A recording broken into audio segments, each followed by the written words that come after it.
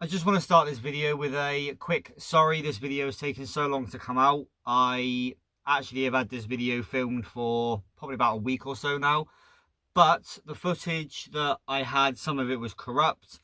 I couldn't get it edited. It's been a right pain. So I just want to start this video with a very sorry that this part of the video, the main finale of the little trilogy, took so long, but it's here now. Sorry for any delay.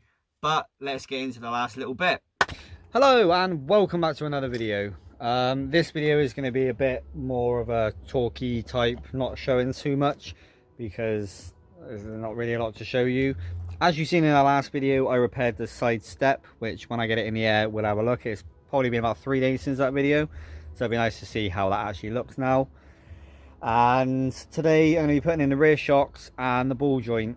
I unfortunately can't get all the ball joints. I was hoping to go around and do all the top and the bottom ones. I think it's the bottom ones you can bolt on, so it's fine. I have got that puller that I have borrowed off of T4 shipbox. I'll put all his bits and bobs in the description and on the screen. So I will be going around doing all the ball joints, but unfortunately I can't actually get any of them.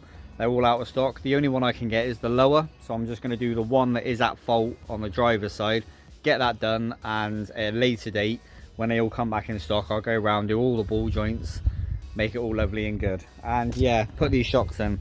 They do look a little bit, they're new to me. A friend of mine, Jonathan, he has a van that he's breaking at the minute, and I just dropped him a message and he said yeah, he's not going to be selling these, they'll be going in a scrap pile. Come over, pick them up, you can have them. So I am going to be replacing eventually the rears onto either Gaz extra short, the adjustable ones, but a lot of people are saying that the adjuster gets stuck and whatnot, so I'm not sure. Or to get, I think it's called like Sesh HD, might pick them up. If you guys have any knowledge of either of those two or both, or any recommendations, please let me know. Obviously I'm running 5-inch Falconers, so I need something sort of a short shock. But please let me know how they ride, what you think, etc. because that would be very helpful. But we're just going to crack on with getting this. Get this thing jacked up, get those rear struts out either side, get them bad boys in. I think that's about it. I do want to have a look at that step when it's in the air. Like I said, it's been a few days. It'd be nice to see how it's settled and whatnot. Hopefully it's not fell off and broke. I have noticed that the sliding door sort of shuts a lot nicer. But we'll have a look now. Actually, it doesn't sit perfectly up here still, but this part here, there was like a, you could almost slide your finger like along the body into the gap, and it's definitely a lot tighter than it used to be. So I'm kind of happy with that. But we're gonna get this thing up in the air, get this wheel off, and start taking the strut out, I guess. I wasn't actually going to film this, but I thought no, I will, because you never know. There's my shock and it needs to come out. I have relocated it because it should be going into that hole, but I've relocated it over here. I think too far if I'm going to be honest, but so I'm going to undo that and then undo the bottom one, which is actually hiding underneath this strap. I do have the arm jacked up, and then you can just about see, where's it to? There you go, you can just about see the bolt underneath. That there needs to come out, but before you can get to that, you have to take the strap off. If you're, I'm currently on 5-inch Falconers. I was on the 4s, but they snapped, so I put the 5s back in. But if you have short shocks, please get the limiting straps because they will fall out else. So please get the limiting straps. But yeah, it's literally just that bolt there, which is a 19. The one underneath the shock is a 17, and that is a 13. And if you don't know about the limiting straps, they actually bolt into the standard holes where the exhaust goes. Now I've got the side exit, pops out there, so I don't need that. So I just took the hanger off.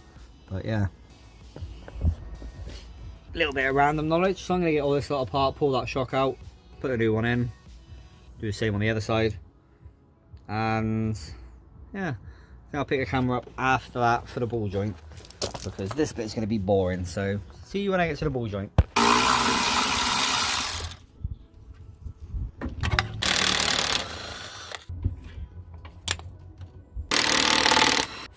Well, I haven't shown as much of this as I wanted to, but we almost got the ball joint off.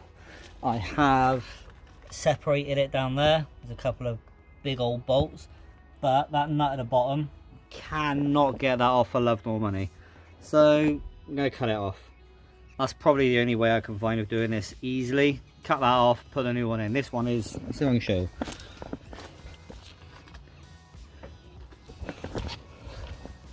Bit of lighting's terrible, but that's the ball joint.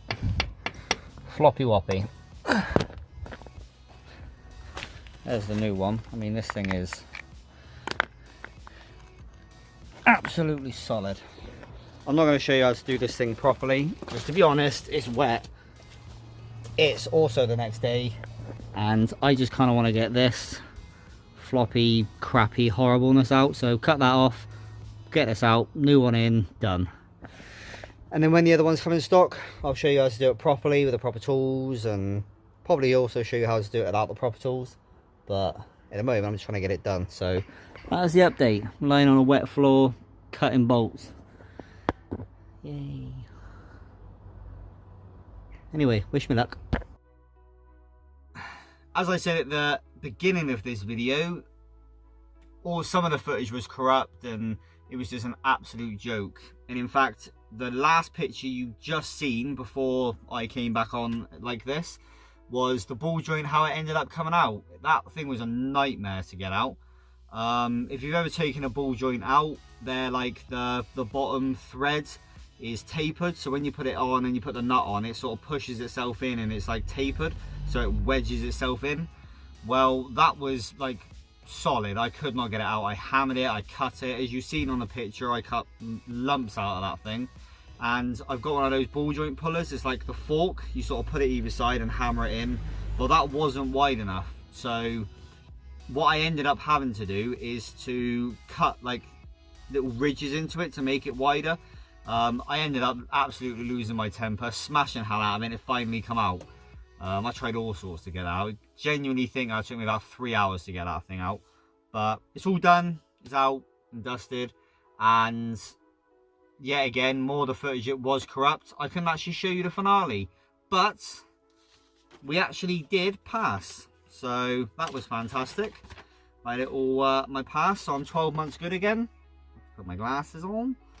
But yeah, the only thing he did come up on here was saying that the brake pipes, now I did actually tidy them up, give them a good scrub and repainted them, and he did say that basically what it is it's like an advisory thing that they put on older vehicles. They just put it on there because they do, when they corrode, they ever so slightly reduce, and I can't quite remember the measurement he told me, but once they reduce a third of their size, they're classed as dangerous. Now mine are still within spec, so it's fine, but he said he puts it as an advisory just as a as a thing really. So but he explained it to me and he said that's why that's on there, don't worry about it, he said, but it's fine. But we have completely and utterly passed, so yay! If you follow me on Instagram, you already know all of this. And like I said, I'm very sorry that it's taken this long to actually get this part of the video out, but it's here now. Hopefully you guys have enjoyed. Hopefully you guys are pleased for me that I got the van through. I mean, it's like I said, it's been a good couple of weeks since I've done that welding, and that is holding very strong. I'm very pleased with that actually, so quite pleased with that. And I haven't actually got the rest of those ball joints. I have still got that ball joint puller. I need to get those top ball joints, and once I've got them, I'll be doing a video of doing all the ball joints. I'll do the bolt-on ones, which is the lower ball joint, and the ones you've got to use the puller for. And I will probably try and show you how to do it correctly with the right tools and etc. And I'll also show you how to do it without the correct tools, so you don't have to go out there and spend silly money on specialist tools that you're only going to use once. So hopefully that'll be helpful. Something that was in that corrupt footage that I was hoping I could put in this, but I couldn't, is I did say if this thing was going to pass its MOT, we were going to go wild camping. Well, it has passed its MOT, so we need to go wild camping.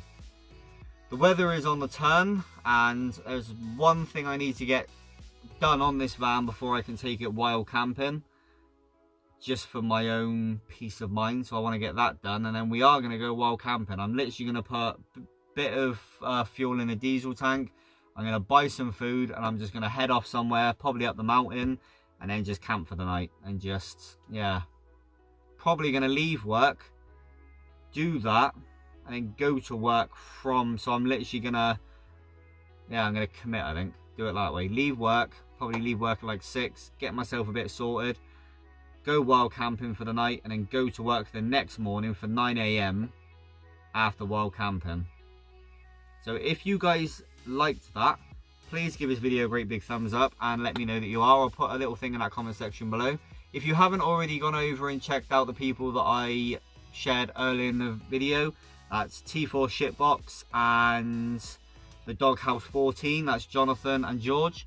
George is the one who lent me the ball joint puller. Thank you very much for that, mate. Very thankful for that. I will be returning that very soon. And Jonathan, as always, top guy. Knowledge is unreal. In fact, both of your knowledge is unreal. But Jonathan is literally just down the road. Literally down the road. And I'm always picking his brains and going down there and piking his stuff. So anyway, I'm rambling. I'm going to get myself gone. Thank you very much for watching this video, guys. Sorry it took so long to come out, but we are here. I am actually in talks. No, we'll leave that where it is. Thank you very much for being patient with me. Yeah, life is a little bit crazy at the minute, but I'm trying my best with you guys. Thank you for all those lovely messages on here and on Instagram. Wishing me the best and sending your love is fantastic. I love having you guys. You really pick me up, so thank you very much. But I'm gonna get myself gone. Stay safe, guys. Stay happy. Thank you very much for watching. You guys are awesome. Thank you very much for all the kind words. Thank you very much for watching my dumbass. Thank you very much for putting up with me, and as always, guys, stay safe and take it easy.